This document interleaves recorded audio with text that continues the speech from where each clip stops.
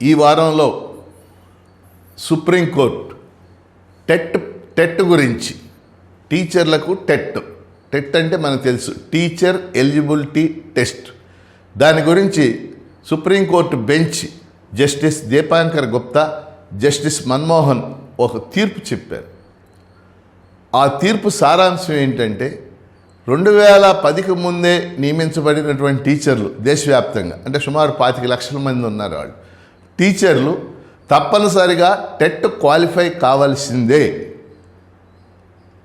అయితే వాళ్ళు ఆ టెట్ అర్హత పొందటానికి గతంలో తీర్పులో 2 ఏళ్ళు ఇచ్చాం, ఇప్పుడు 3 ఏళ్ళు, అంటే 2028 ఆగస్టు 31 దాకా పెంచుతున్నాం అని చెప్పేసి ఆ తీర్పులో చెప్పారు. ఈ తీర్పు యొక్క నేపథ్యాన్ని, ఈ టెట్ గురించి తెలియటానికి తీర్పు యొక్క నేపథ్యాన్ని వివరిస్తాను. ఆ నేపథ్యం ఏమిటంటే మనం స్పష్టంగా దీన్ని అర్థం చేసుకోవాలి. 2010 ఏప్రిల్ 1వ తారీఖున జాతీయ విద్యా హక్కు చట్టం అమల్లోకి వచ్చింది. మనందరికీ తెలుసు, జాతీయ విద్యా చట్టం, రైట్ టు ఎడ్యుకేషన్ యాక్ట్. ఈ జాతీయ విద్యా హక్కు చట్టంలో ఉన్న సెక్షన్లలో సెక్షన్ 23 సబ్సెక్షన్ 2, అంటే 23(2) అని ఉంటుంది. అది ఏం చెప్పిందంటే, ఉపాధ్యాయ వృత్తిలోకి ప్రవేశించేటటువంటి వాళ్ళకి సాధారణ అర్హతలతో పాటు, సాధారణ అర్హతలు అంటే డిగ్రీ, బీఈడి, లేదా డిగ్రీ, టీటీసీ, ఇంటరు, టీటీసీ, ఇలా మనకు తెలుసు సాధారణ అర్హత. వీటితో పాటు వాళ్ళు తప్పనిసరిగా ఒక టీచర్ ఎలిజిబిలిటీ టెస్ట్ వాళ్ళు క్వాలిఫై కావాలి. ఆ టీచర్ ఎలిజిబిలిటీ టెస్ట్ని నిర్వహించే విధంగా NCTE, national council for teacher education, వెంటనే చర్యలు తీసుకోవాలని అందులో నిబంధన పెట్టి. అందుకనే మనం పరిశీలిస్తే 2010లో జాతీయ విద్యా హక్కు చట్టం తర్వాత వచ్చినటువంటి డిఎస్సీలు, మన రాష్ట్రాన్ని మీరు తీసుకోండి, ఆంధ్రప్రదేశ్ ఉమ్మడి రాష్ట్రం కానీ ఇప్పుడు కానీ, 2010 తర్వాత వచ్చినటువంటి డిఎస్సీలు ఏమిటి? 2012లో డిఎస్సీ జరిగింది, అలాగే 2014లో డిఎస్సీ జరిగింది, 2018లో ఒక డిఎస్సీ జరిగింది, 2025లో ఒక డిఎస్సీ జరిగింది. 4 డిఎస్సీల మీద. ఈ 2012 తర్వాత వచ్చిన డిఎస్సీలో క్వాలిఫై అయినటువంటి టీచర్లు, ఎంపికైన టీచర్లు అందరూ కూడా టెట్ అర్హత పొందినటువంటి వాళ్ళు. కానీ దేశవ్యాప్తంగా 2010కి ముందు ఎంపికైనటువంటి ఉపాధ్యాయులు, 2010కి ముందు ఎంపికైనటువంటి ఉపాధ్యాయులు టెట్ అర్హత లేకుండా వాళ్ళు ఎంపికయ్యారు. మనందరికీ తెలుసు, అప్పటికి టెట్ అనేది అర్హత కాదు. వాళ్ళు సుమారు దేశంలో 25 లక్షల మంది ఉన్నారు. ఒక మైనార్టీ ఇన్స్టిట్యూషన్కి సంబంధించినటువంటి కేసులో సుప్రీంకోర్టు 2025 సెప్టెంబర్ 1న ఒక తీర్పు చెప్పి, 2025 సెప్టెంబర్ 1. ఆ తీర్పు సారాంశం ఏంటంటే, జాతీయ విద్యా హక్కు చట్టం అమల్లోకి రావటానికి ముందు ఎంపికైన ఉపాధ్యాయులు కూడా టెట్ క్వాలిఫై కావాల్సిందే. అయితే 5 ఏళ్ల లోపు, ఇప్పుడు ఉన్నటువంటి పరిస్థితికి 5 ఏళ్ల లోపు కనుక వాళ్ళకి సర్వీస్ ఉంటే వాళ్ళు టెట్ రాయకపోయినా పర్వాలేదు, కానీ వాళ్ళు ప్రమోషన్లు పొందలేరు. కానీ 5 ఏళ్ల పైన సర్వీస్ ఉన్న ఉపాధ్యాయులు అందరూ కూడా తప్పనిసరిగా 2 ఏళ్లలో టెట్ అర్హత సంపాదించాలి. ఈలోగా వాళ్ళకి ప్రమోషన్లు ఉండవు.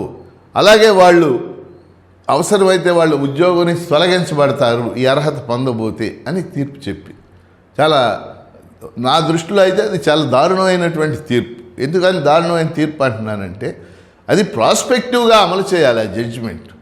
అప్పట్లో కూడా పెద్ద ఎత్తున డిఎస్సి పరీక్షలు మన రాష్ట్రంలో మనం చూసాం. 94, 96, 98, 2000, 2003 ఈ డిఎస్సీలు అన్నింటిలో క్వాలిఫికేషన్తో పెద్ద పోటీలో ఎంపికైనటువంటి ఉపాధ్యాయులు వాళ్ళందరూ కూడా. కానీ 2025 సెప్టెంబర్ 1న తీర్పు ఇచ్చినటువంటి సుప్రీంకోర్టు చాలా స్పష్టంగా ఏం చెప్పిందంటే, 5 ఏళ్ల పైన సర్వీస్ ఉన్న ఉపాధ్యాయులు అందరూ కూడా 2 ఏళ్లలోగా వాళ్ళు టెట్ అర్హత సంపాదించాలి. ఈలోగా వాళ్ళకి ప్రమోషన్లు ఉండవు.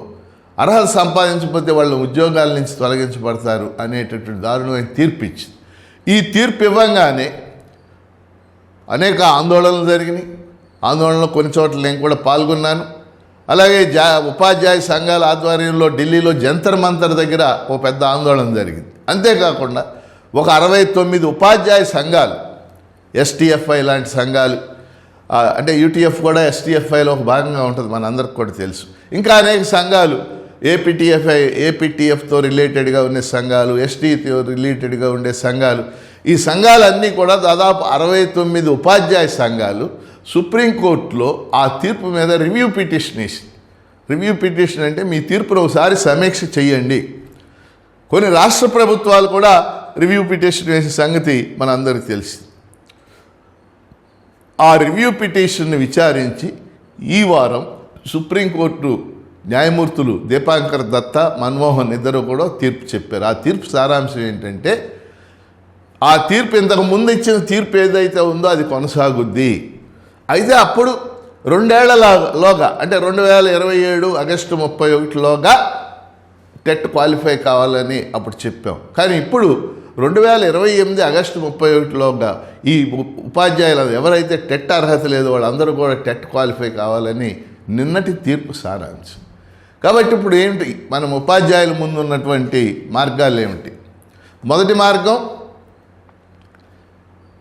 రాష్ట్ర ప్రభుత్వాల మీద ఒత్తిడి తెచ్చి, ఉదాహరణకి ఆంధ్రప్రదేశ్లో చంద్రబాబు నాయుడు గారి ప్రభుత్వంతో కేంద్రానికి ఎంతో సన్నిహిత సంబంధం ఉంది. ఆ ప్రభుత్వమే చంద్రబాబు నాయుడు గారు, నితీష్ కుమార్ పార్టీ అన్నిటి మీద ఆధారపడి ఉంది.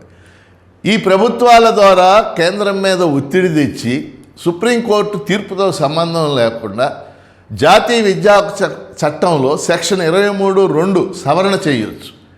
సెక్షన్ 23(2) సవరణ చేసి ఆ మేరకు, ఒకవేళ ఇప్పుడు పార్లమెంట్ సమావేశంలో లేదు కాబట్టి ఆ మేరకు ఆర్డినెన్స్ కూడా జారీ చేయొచ్చు. సెక్షన్ 23(2) సవరణ చేసి ఈ సెక్షను ప్రాస్పెక్టివ్గా 2010 తర్వాత ఉపాధ్యాయులకు మాత్రమే వర్తిస్తుంది అని చట్ట సవరణ చేయొచ్చు. అది ఒక మార్గం. దానికి చాలా కష్టపడాలి. ఉపాధ్యాయ సంఘాలన్నీ ఐక్యమై రాష్ట్ర ప్రభుత్వం మీద ఒత్తిడి తెస్తే ఏదన్నా కదలటానికి అవకాశం. ఇక రెండో మార్గం, ఉన్న ఉపాధ్యాయులు ఎవరైతే టెట్ 2010 ముందు పనిచేస్తూ టెట్ క్వాలిఫై కాలేదో వాళ్ళందరూ టెట్ పరీక్షకి ప్రిపేర్ కావటం. అయితే టెస్ట్ పరీక్ష మీ అందరికి కూడా తెలిసి ఉంటుంది. ఎస్జిటి ఉపాధ్యాయులకు ఒక పరీక్ష ఉంటుంది, పేపర్ 1.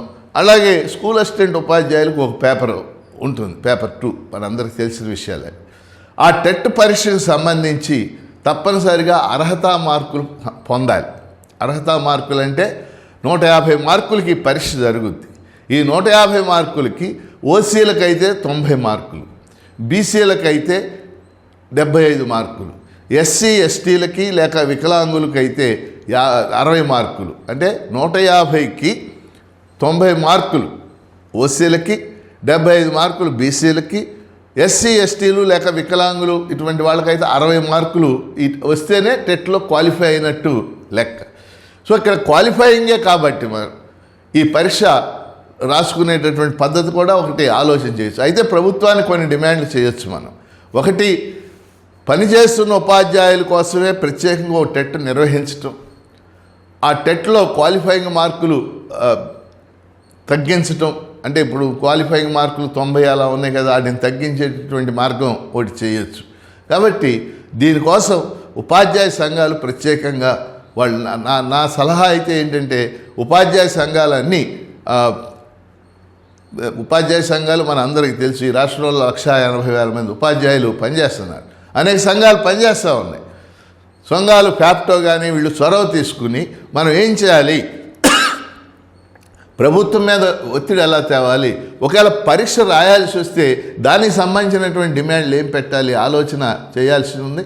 నా వరకు నేను ఈ టెట్ పరీక్షకు సంబంధించి ఆ పరీక్షలో ఏమేమి ఉంటాయి, దానికి కొన్ని క్లాసులు కూడా ఆన్లైన్ కానీ ఆఫ్లైన్ కానీ, ఎందుకంటే అందులో సైకాలజీ మనందరికీ తెలుసు, ఇంగ్లీషు, మెథడాలజీ, కంటెంట్ ఇవన్నీ కూడా ఉంటాయి. విషయం చిన్నదే కానీ చదవాల్సింది చాలా ఎక్కువ ఉంటుంది.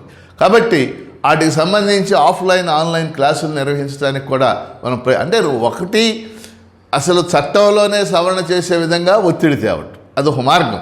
అది అవుతుందా లేదా ఇప్పుడే చెప్పలేం. 2, మనకి 2028 దాకా ఉంది, కానీ అప్పటిదాకా ఆగకుండా ఈలోగానే ఈ పరీక్షకు ప్రిపేర్ అయ్యి దాంట్లో కొన్ని రాయితీలు పొందే విధంగా ప్రయత్నం చేయటం.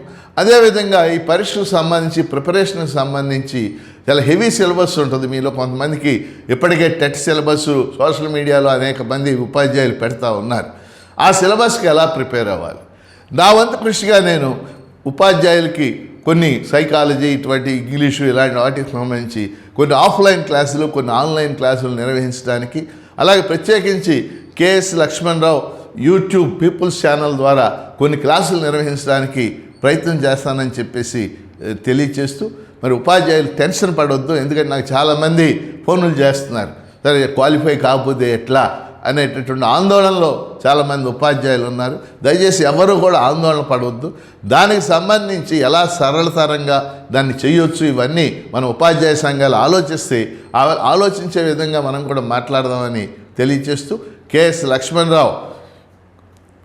లక్ష్మణరావు యూట్యూబ్ పీపుల్స్ ఛానల్ తరఫున మీ అందరికీ ఆల్ ద బెస్ట్ తెలుపుతున్నాను.